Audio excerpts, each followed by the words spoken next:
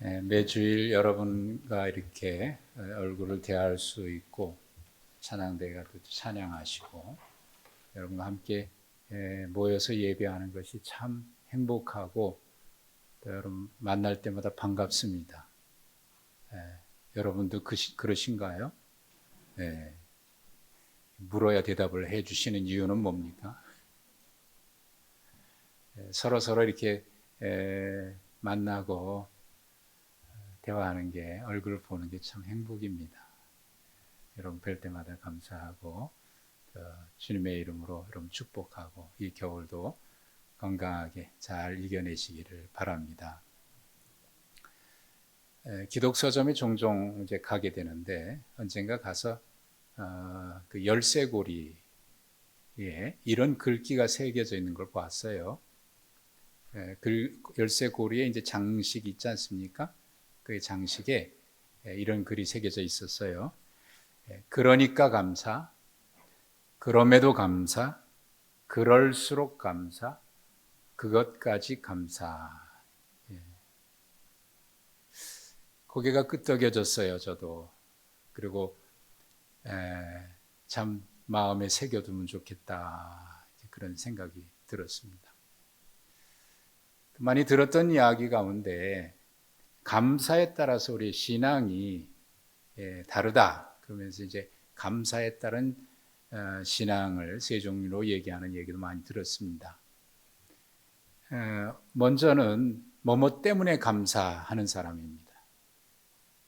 그리고 또 하나는 만약 그렇게 되면 감사하겠습니다 라고 말하는 것이고, 마지막 하나는 그렇게 하지 아니할지라도 감사하겠습니다 라고 하는, 이 또한 마음에 그래 나는 어디에 해당되나 이런 생각도 합니다만, 그래도 끄덕여지고 또 그러고 싶고 또 은혜가 되기도 하고 마음의 감동도 되기도 하고 그래요. 그런데 이제 그래서 나도 그렇게 했으면 좋겠다 결심도 하게 되죠. 그런데 막상 문제가 생기고 내가 어떤 문제 가운데 들어가게 되면 잊어버려요. 그렇지 못한 나의 모습을 보게 됩니다. 그러면 내 마음속에 이런 생각이 드는, 내 신앙 이것밖에 되지 않나 라고 하는, 그래서 저 자신에 대해서 실망스럽기도 하고요, 또 그렇게 하지 못하는 것에 대한 죄책감 같은 것도 마음에 생기기도 하고 그렇습니다. 기도생활 열심히 하고 신앙생활 열심히 하는 한 분이 계셨는데, 어느 날 그분의 아들이 암이 걸렸어요. 그래서 그것도 좀 심해서 얼마 살지 못한다, 아주 절망적인 소식을 들었습니다. 이분이 그래서 매일 새벽마다 새벽 기도에 참석을 해서 눈물로 기도를 합니다. 무슨 기도 하겠습니까? 짐작이 되죠, 무슨 기도 할지. 그런데 어느 날 이분이 이런 얘기를 하는 거예요. 하나님, 내 아들 살려주십시오. 이게 기도인데, 그렇게 기도하면서 어떻게 하면 하나님이 내 기도에 감동을 받으셔서 내 기도를 들어주실까, 그런 마음이 들어서 하나님 내 아들 살려주세요. 그러나 그렇게 하지 아니할지라도 저는 감사합니다. 이렇게 기도했는데 왠지 모르게 또 막상 하나님이 그 기도대로 들어주시지 않으면 어떡할까 하는 불안감도 동시에 있다는 거예요. 심정이 이해가 되시나요? 나무랄 수 없습니다. 왜 그렇게 하냐고 뭐라고 할 수 없는 거고, 왜 신앙이 그거밖에 되지 않냐고 얘기할 수가 없는 거예요. 얼마나 절박하겠습니까? 이분이 그렇게 얘기했던 것처럼 오늘 우리가 읽으셨던 말씀에 이분이 얘기했던 것과 똑같은 그런 얘기가 나와요. 그렇게 하지 아니하실지라도 라고 하는 말이 18절에 나옵니다. 이 말은 지난주에 우리가 보았던 다니엘의 세 친구가 느부갓네살 왕의 명령을 거역했다는 이유로 끌려와서 풀무불에 던져지기 전에 했던 말입니다. 이 느부갓네살 왕은 아주 거대한 신상을 세웠습니다.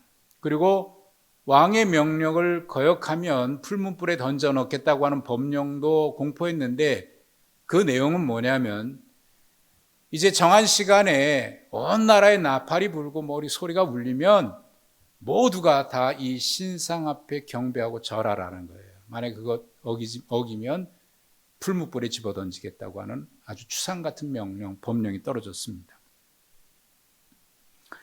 그런데 우리가 지난주에 보셨던 그 다니엘의 세 친구 말이죠. 다니엘은 여기 지금 없습니다만은 이 세 친구는 자기를 더럽히지 않겠다고 음식 먹지 않겠다고 다짐했던 사람인데 이 명령을 어겨요. 그래서 끌려옵니다. 그리고 풀무불에 던져지기 전입니다.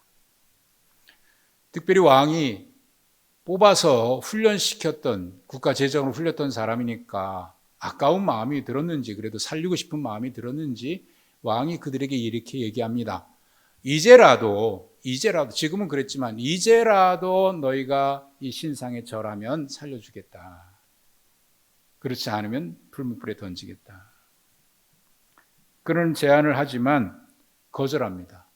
호의가 거절당할 때 화가 나겠죠.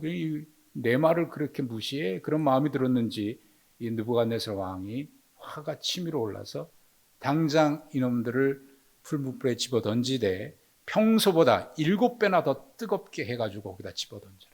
꽁꽁 묶어서. 그렇게 해서 불 속에 던져지는 거예요. 풀무불 속에. 이 풀무불을 용광로로 이렇게 번역도 하는데 우리가 생각하는 그 용광로하고 좀 다르겠습니다만 아무튼 그런 풀무불 속에 그것도 평소보다 7배나 뜨겁게 했다는 것은 얼마나 그가 분노가 치밀어 올랐는지를 알 수 있는 거죠. 살아날 수 있을까요? 그런데 여기에 성경에 보면 27절, 2장 27절에 보면 오늘 본문에 우리가 함께 읽으셨던 27절에 보면 그들이 풀무불 속에서 살아나와요. 살아나올 뿐만 아니라 그들의 모습을 성경은 이렇게 묘사를 했는데 불이 능히 그들의 몸을 해하지 못하였고 머리털도 그을리지 않았고 겉옷 빛도 변하지 않았고 불탄 냄새까지도 안 났다. 얼마나 극적인 장면입니까? 아마 이 말을 여러분 믿으십니까? 그러면 아멘 할렐루야 하실 분들이 많을 거예요. 정말 극적인 장면이죠.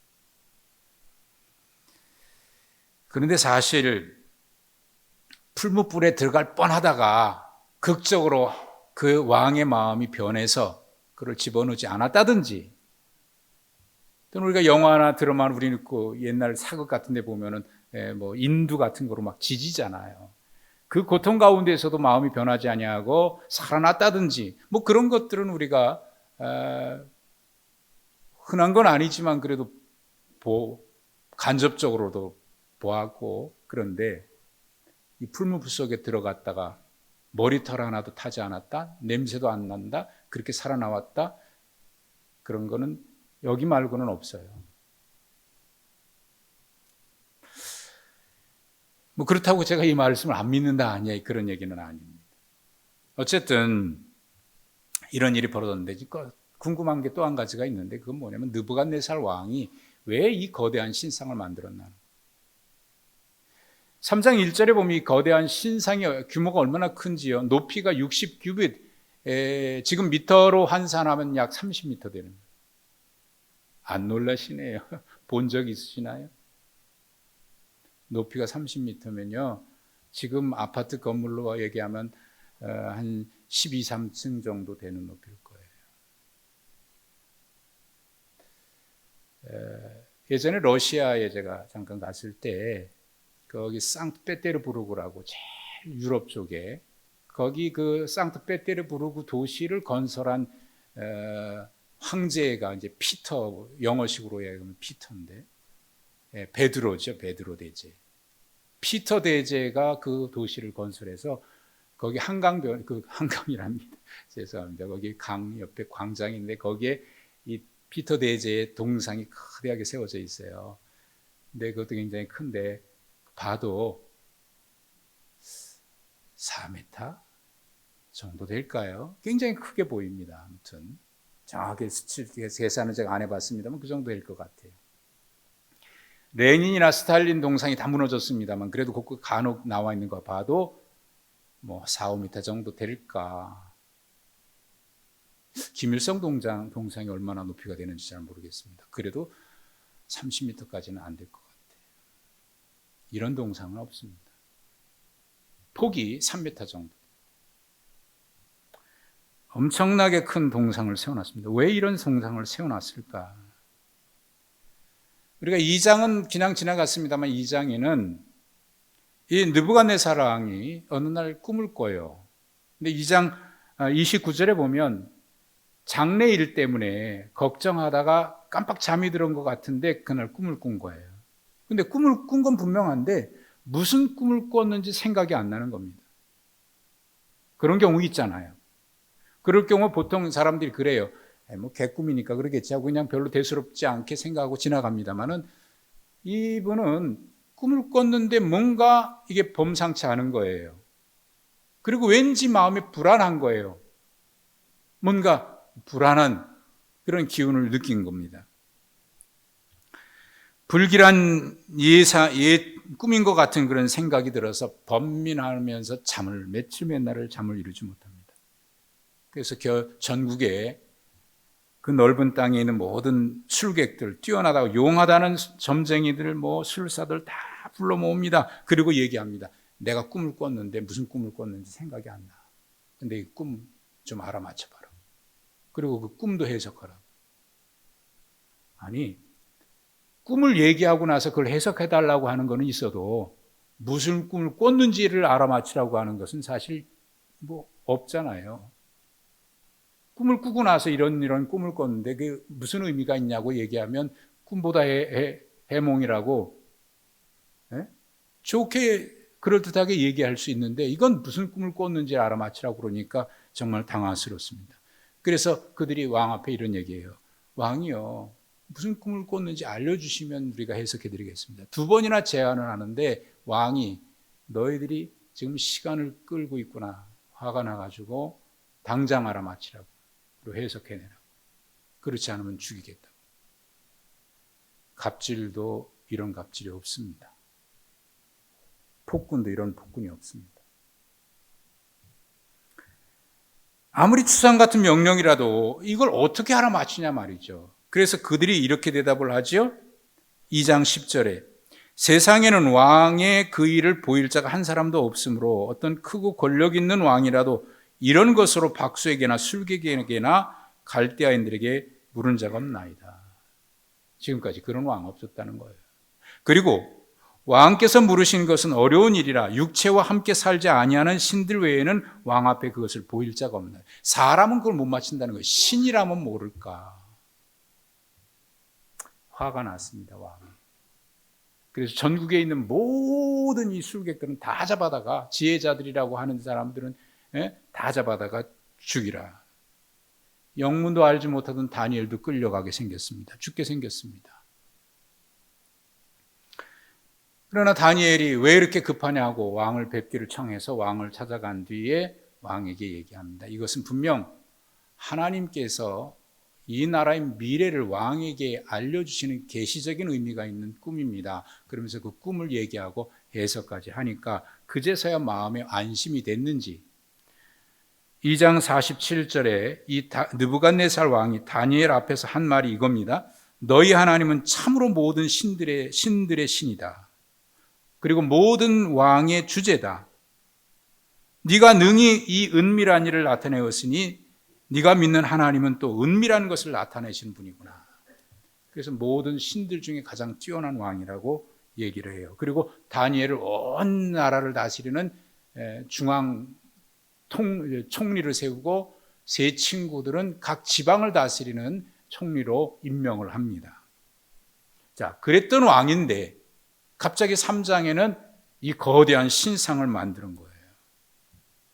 하나님을 모든 신들 중에 가장 뛰어난 신이라고 얘기했고 모든 왕의 주제라고 고백했던 그가 왜 신상을 만들었을까?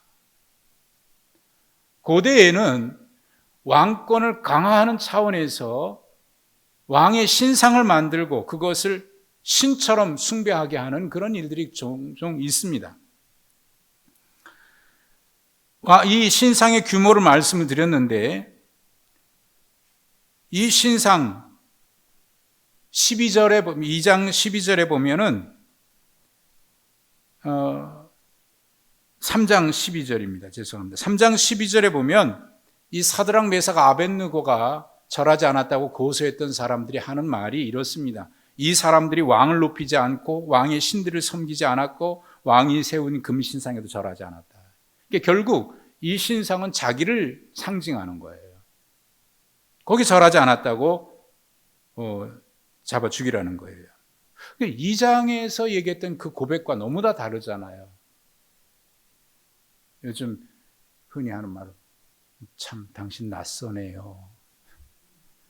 그렇게 하나님이 신들 중에 신이라고 얘기해 놓고 지금 그 신상을 만든 거거든요.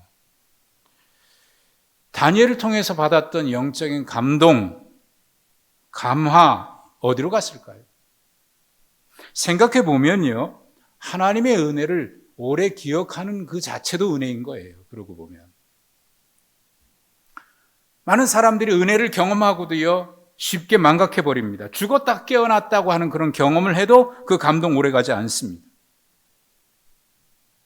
근데 크든지 작든지 은혜가 크다 작다 표현하는 것은 좀 맞지 않겠습니다만은 그래도 작은 거 하나라도 은혜라고 기억하고 있는 것도 생각해 보면 은혜인 거예요. 느부갓네살은 다니엘을 통해서 이 나라의 미래, 자기 뒤에 새로운 왕들이 생길 거고 제국들이 일어날 것인데 그 제국들이 오래가지 못하고 다 무너진다 하는 것을 얘기를 들었습니다. 그리고 이 나라, 이 제국도 영원하지 못하다. 오직 하나님이 세우신 나라만 영원하다는 얘기를 다니엘의 해석을 통해서 알게 됐습니다. 사실 맞는 얘기 아닙니까? 그래서 하나님을 만왕의 왕이라고까지 얘기했었습니다. 그런데 그래도 이 나라 어떻게 세운 나라인데 이 나라가 무너진다? 그런 두려움 때문인지, 그래서 모든 백성들을 철저하게 지배하고 복종시켜서 영원한 제국을 만들고 싶어서 그랬는지, 그런 몸부림 때문인지 거대한 신상 세우고 모든 백성들이 일제히 그 신상에게 경배하게 한 겁니다.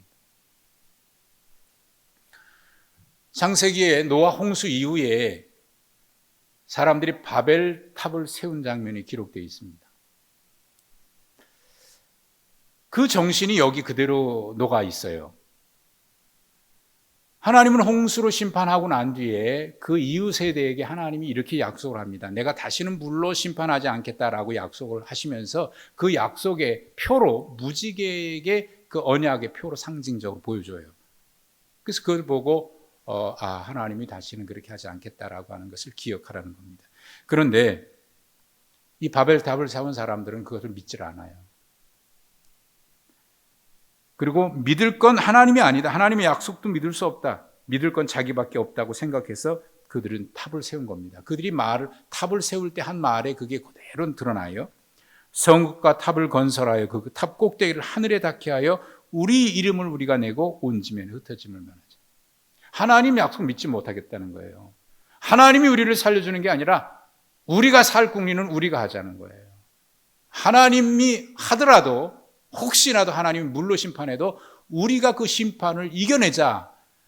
그래서 탑을 하늘 꼭대기까지 세우자는 거예요. 근데 재미있는 것은 하늘 꼭대기까지 쌓았는데 성경에는 하나님이 내려와셔서 그들이 한 것을 보시매 이렇게 돼 있어요.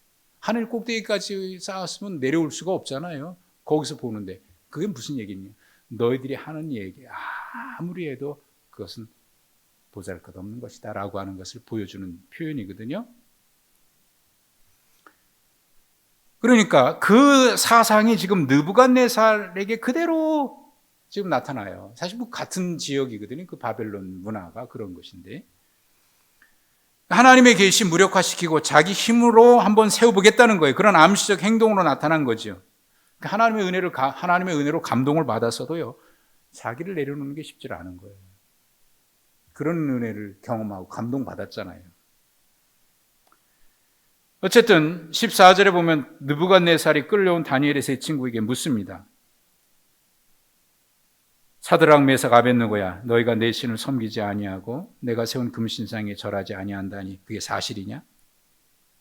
이제라도 이제라도 사실이라도 이제라도 너희가 준비했다가 온 나라에 나팔이 불고 소리가 들리면 내가 만든 신상 앞에 엎드려 절해라. 그러면 살려주겠다. 그러나 만약 그렇지 않으면 내가 너를 풀무불에 던질 건데 어떤 신도 너희를 건져내지 못한다. 거기에서 그가 어떤 생각을 가지고 있는지 알지요? 알겠지요? 하나님도 못 건져낸다는 거예요. 그러니 앞에서 얘기했던 것은 뭐예요? 그래도 그들을 아껴서 기회를 주면서 물은 것인데 그들은 이제라도 하면 살려주겠다고 하는 말에 16절에 이렇게 대답을 하지요. 우리가 이 일에 대하여 왕에게 대답할 필요가 없나이다. 무슨 얘기입니까? 직접적으로 표현하면 그 말은 대꾸할 가치도 없는 말입니다라는 말이에요. 죽기를 각오하지 않았다면 이런 말 할까요? 죽기를 각오했어도 이런 말 하기가 쉽지 않을 텐데 말이죠. 왕이 한 말 대답할 가치도 없습니다. 대단한 얘기입니다. 그리고 이어지는 말씀이 17절, 18절인데 이 17절에 좀 오해 소지가 있어요. 왕이여 우리가 섬기는 하나님이 계시다면 우리를 맹렬히 타는 풀물불 가운데서 능히 건져내시겠고 왕의 손에도 건져내시리다. 여기서 우리 성경은 우리가 섬기는 하나님이 계시다면 이라고 번역을 했는데 이 말은 하나님이 계실 수도 있고 계시지 않을 수도 있는데 만약 계시다면 그런 의미로 우리에게 다가와요. 근데 원어는 그렇게 안 돼 있어요. 원어는 헨 이타이 히브리어로 이 말은 만일 그렇게 된다면 만일 그렇게 한다면 그런 뜻입니다. 그 표준 세번역 성경도 만일 그렇게 된다면 개역 성경, 이 지금 우리가 준 개역 개정판 이전의 성경에도 만일 그럴 것이면 이라고 되어 있고요.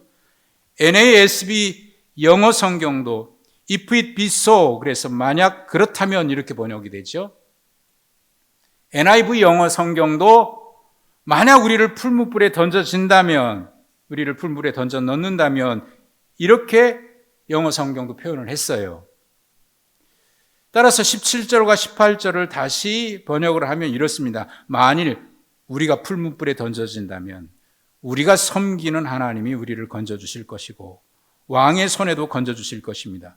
비록 그렇게 되지 않더라도 우리는 왕의 신들을 섬기지도 않고 왕이 세운 금신상에게 절하지도 않을 것입니다. 그러니까 하나님이 계시다면이 아니라 만일 그렇게 한다면 우리가 섬기는 하나님이 건져주신다 그런 얘기거든요. 그렇게 안 해도 안 한다는 얘기거든요. 근데 이제 번역이 약간 이렇게 돼서 오해 소지가 있어요. 하나님이 계시다면 이렇게 번역이 되다 보니까. 근데 사실 이제 설명을 드렸는데 이제 그렇다면 이들이 이 말을 할 때 어떤 생각을 가지고 이런 말을 한 것일까요? 불뭇불에 던져져도 하나님이 건져주실 것이라고 정말 믿었을까요? 그래서 그런 믿음 때문에 불뭇불에 던져져도 괜찮으니까 괜찮다고 생각했고 그래서 두려움이 없었을까요? 혹시 이들은 풀무불에 던져지기 전에 마음에 무슨 기도했을 것 같습니까? 왕의 마음이 변해서 극적으로 좀 살아날 수 있게 도와주십시오라고 기도했을까요? 아니면 풀무불에 던져져도 머리털 하나라도 타지 않게 해달라고 하나님 앞에 기도했을까요? 그것도 아니면 피할 수 없는 길이고 그래서 풀무불에 던져진다면 죽는 한이 있어도 그 죽음의 자리에 이르기까지라도 하나님이 나와 함께 해주십시오라고 기도했을까요? 어떻게 기도했을 것 같습니다. 이들의 고백은 이렇습니다. 하나님이 풀무불에서도 타지 않고 건져주실 것이라고 분명 믿은 건 사실이에요. 그러나 그렇게 믿었다고 하더라도 그들이 말하는 것의 강조점은 건져주실 거라고 하는 거기에 있지 않고 죽더라도 풀무불 속에 던져져서 내가 죽는 한이 있어도 하나님 함께 해주셔서 절대로 이 신상에게 그런 한이 있어도 신상에게 하나님 외의 신상에게는 절하지 않겠다고 하는 그들의 굳은 결심과 신앙에 대한 고백입니다. 예수님이 십자가에 달리셨을 때 로마 군인들이 조롱하죠. 네가 하나님의 아들이라며 너도 구원하고 내려와봐. 그러면 우리가 믿어줄게. 또 예수님이 고통 중에 하나님 앞에 부르짖죠. 엘리 엘리 라마 사박다니. 그러니까 또 조롱합니다. 야야, 저가 엘리야를 부른다. 가만히 기다려보자. 엘리야가 구원하는지. 그때 예수님이 어떻게 기도하셨나요? 그들의 요구대로 하나님 나를 살려주셔서 저들이 내가 하나님의 아들인 것을 좀 알게 해주십시오라고 기도하셨나요? 예수님의 기도는 이것이었습니다. 아버지여, 나의 영혼을 주님의 손에 부탁하나이다.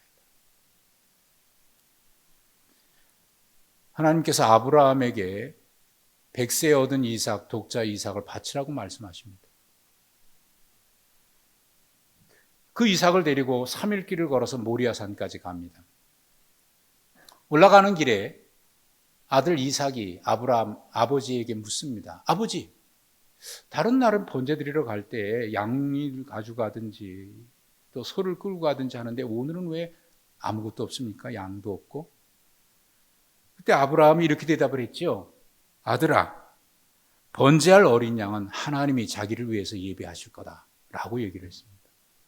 자, 여러분, 이 아브라함이 이 말을 할 때 이 말의 의미가 뭡니까? 거기서 여호와 일에 하나님이 예비하신다는 말이 나왔는데, 이 산에 올라가면 정말 하나님 앞에 번제로 드릴 예물이 준비되어 있어. 그러니 걱정하지 마. 우리 등산하듯이 올라가자. 이랬을까요? 하나님이 준비하실 거라고 믿었다면 이 아들 바치는 거 아니니까 무슨 걱정이 있겠어요. 야, 괜찮아. 그런 마음으로 올라가지 않았겠어요. 그러나 아브라함이 말한 것은 그런 의미가 아니잖아요.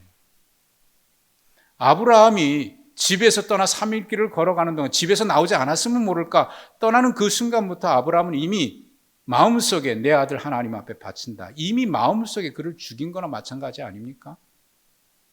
그러니 아들이 아버지 왜 오늘은 양이 없어요? 라고 물을 때 마음은 그렇게 작정하고 하나님 앞에 순종하기로 결심했어도 얼마나 찢어지듯 아팠을까요?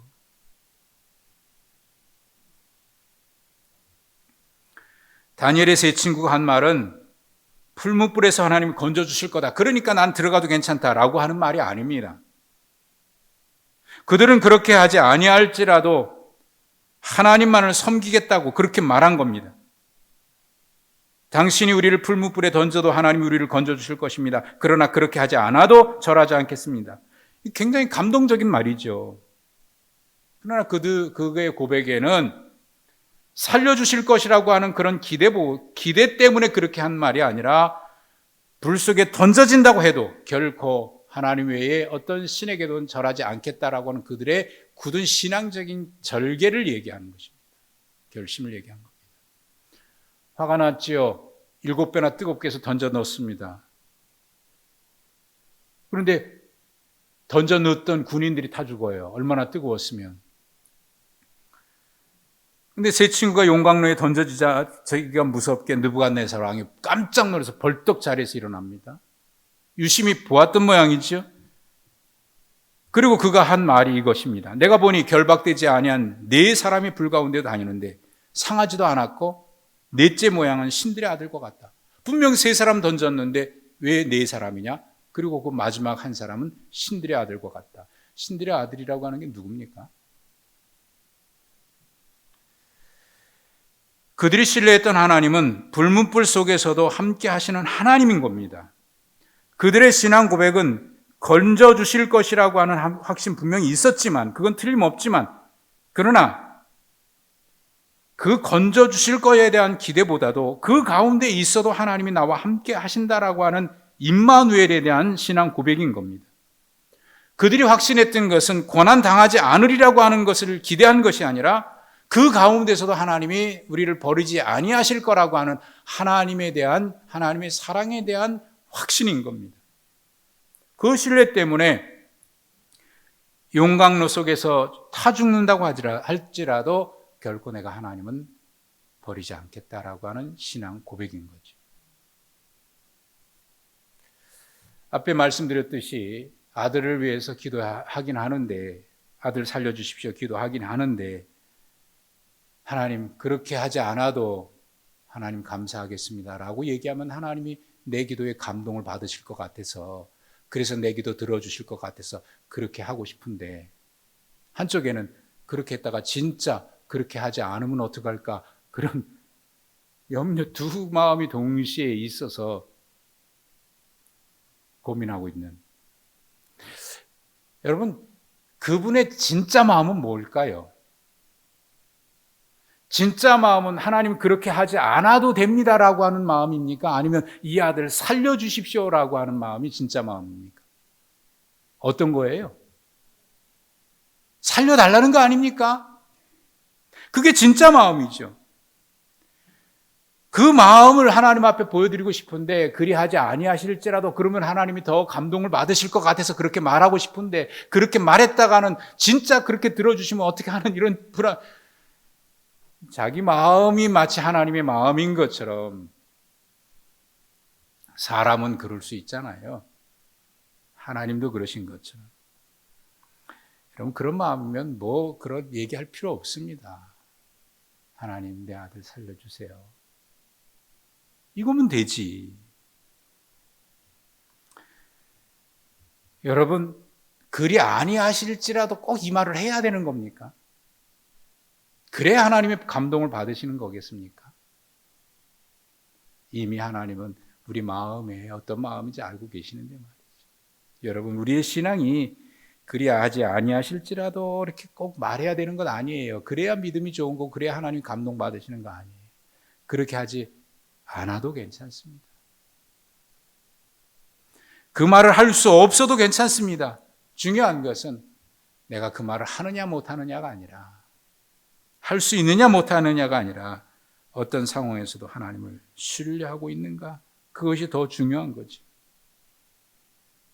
따라서 우리의 문제 해결해 주십시오라고 기도하고 싶어도 내가 하나님 앞에 한 게 없어서 이 기도할 만한 체면, 그런 나에게 그럴 만한 자격이 있나, 그래서 그럴 기도 못할 것 같아가지고 말이죠. 말이라도 그렇게 하자. 혹시 내가 하나님 문제 해결해 주십시오 기도할 때에도, 혹 안 해주셔도 괜찮다고 말할 때에도 중요한 것은 하나님을 바라보고 그 하나님을 신뢰하고 나가는 그 자체인 겁니다. 자체. 얼마 전에 우리 노예에서 자매 결연을 맺어서 돕고 있는 저 지방, 그 고흥, 벌교, 보성 그쪽에 있는 순서 노예를 우리 서울 남노예하고 자매 결연을 해서 도와요. 근데 그 지역에 있는 교회들은 대부분 섬이 얼마나 많은지, 그리고 시골 교회들이 사람이 별로 없잖아요. 그러니까 우리가 돕는 교회 중에 강산제일교회가 있는데, 그 교회도 그 농촌 마을인데 집이 몇 채 안 됩니다. 그다음에 섬에는요, 지금 살고 있는 사람도 얼마 안 되는데 그 사람마저 다 죽으면 섬에 사람이 없어서 무인도가 될 지경인 그런 지역도 많이 있어요. 그러니 그 교회가 그 얼마나 어렵겠습니까? 자립이라고 하는 거는 뭐 꿈도 못 꾸죠.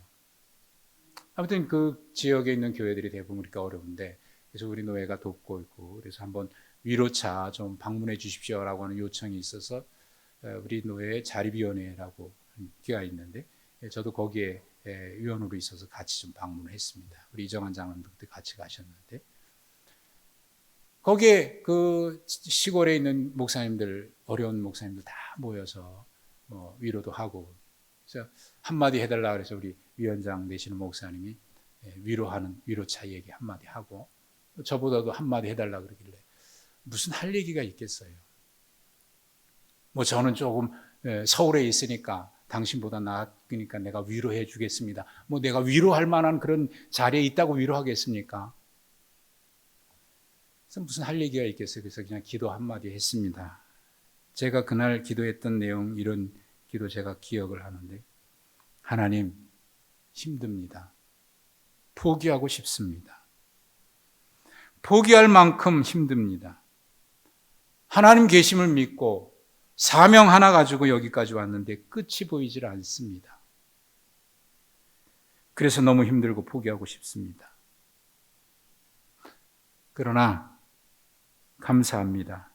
불행하지 않습니다. 주님의 일을 하는 것이 행복하고 목회의 길을 걷는 것이 행복합니다. 그래서 포기하지 않으려고 합니다. 그래도 힘듭니다. 그러니 포기하지 않도록 도와주시고 붙들어 주십시오. 그렇게 하고 마쳤어요. 여러분, 우리 모두가 다 힘들면 힘든 거예요. 믿음이 있어도 힘든 건 힘든 거예요. 그렇게 하고 싶은데 이 분의 기도처럼 그렇게 하고 싶은데 그렇게 하면 또 어떡할까? 이게 저도 그런 마음이 있어요. 근데 우리가 꼭 하나님 앞에 이렇게 해야 하나님이 감동받으실 것 같고 또 그렇게 해야 누군가가 믿음이 좋은 것 같다 생각해서 뭘 해야 되고 안 해야 된다고 하면 그거는 바람직한, 스스로도 그렇게 해놓고도 왠지 마음이 그래요. 그렇게 하지 아니하실지라도 말하지 못해도 괜찮습니다.